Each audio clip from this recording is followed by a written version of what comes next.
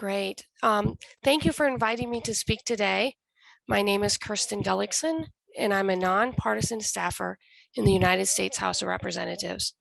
As many of you know, and as we heard today, parliaments around the world, and certainly the United States Congress, must prepare, manage, distribute, and archive our official documents and proceedings. Our shared challenge is not only to manage the physical paper documents, but we also need to manage the digital version of our records as well. We know that well-equipped and trained staff can and do build systems that are quick, flexible, and meet the forever changing needs of members, not only in the United States Congress, but in parliaments around the world. And we need to give us credit because we've heard today that we do this in the context of the practices and traditions of our given institutions. In the United States House of Representatives, I'm a part of a team of people leading our effort to move our over 200-year-old paper process to something digital. I've been at this work for more than 20 years. It is not always easy to add a digital layer to centuries-old paper processes. Today, I want to discuss one area where the pandemic forced our institution to modernize and transform, and that is with the electronic submission of bills and committee reports. The first one is the introduction of legislation or bills. Before the pandemic, to introduce a new piece of legislation, our members of the House would need to take a physical printed copy of their bill to the chamber when the House was meeting, sign it with a pen, and place it in a physical wooden box called the hopper. In April of 2020, the Speaker of the House directed my boss, the Clerk of the House, to make it possible for members to submit their bills electronically. We called our solution the e-hopper, and it is a secure electronic alternative to the physical wooden box in the House chamber where members typically submit their bills. Members can still use the physical wooden box if they want to. Some do, but most of the bills that are introduced are now submitted electronically. This e-hopper was the result of a collaborative effort by more than 20 clerk staff over one weekend, so that on the Monday, the Speaker could announce the new policy and procedures for using the e-hopper. Our clerks that processed the introduced bills quickly adapted to the e-hopper. However, given we developed it quickly using existing resources and tools, we are in the process of upgrading the solution. We are using human-centered design approaches to the user interfaces, and we're paying particular attention to the user experience for both our members, their staff, and our clerks who have to process the material. The change to submitting bills electronically using the e-hopper has not been made permanent. It is being allowed under what we call a Speaker's directive. These are orders and directives that the House Speaker can implement each Congress, so every 2 years. When the new Congress started in January of this year, the Speaker renewed the e-hopper directive.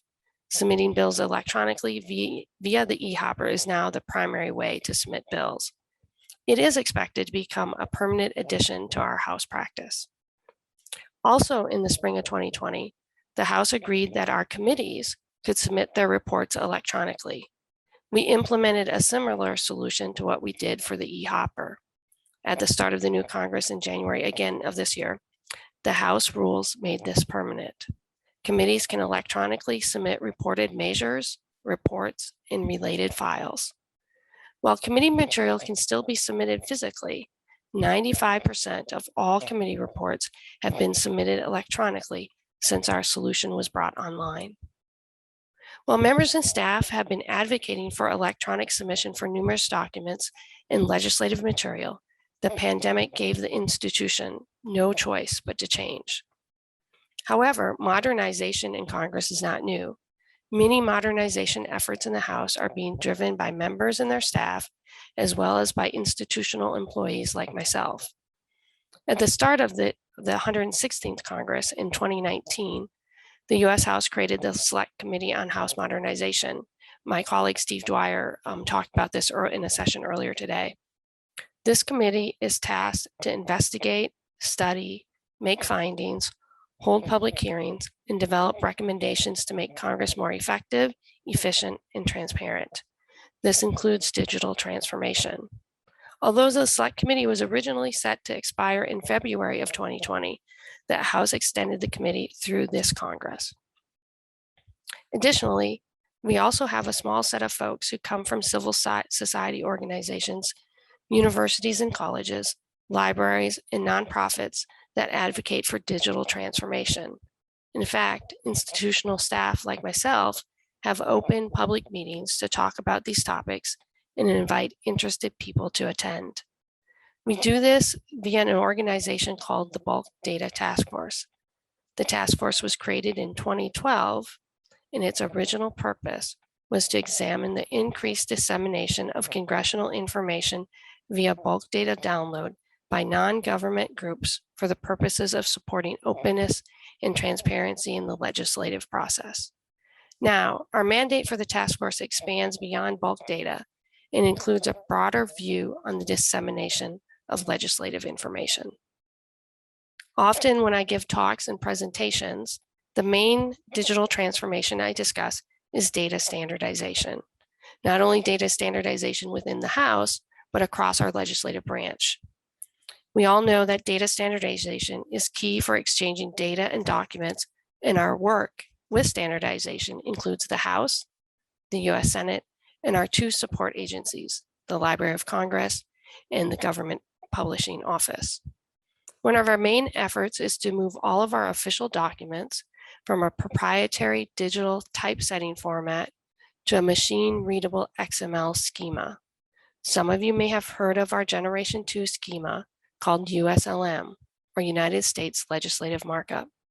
In our schema, we also use the international standard called Legal Doc ML, or Akomonitoso. If you want to learn more about this work, we have material published online at our Innovation Hub.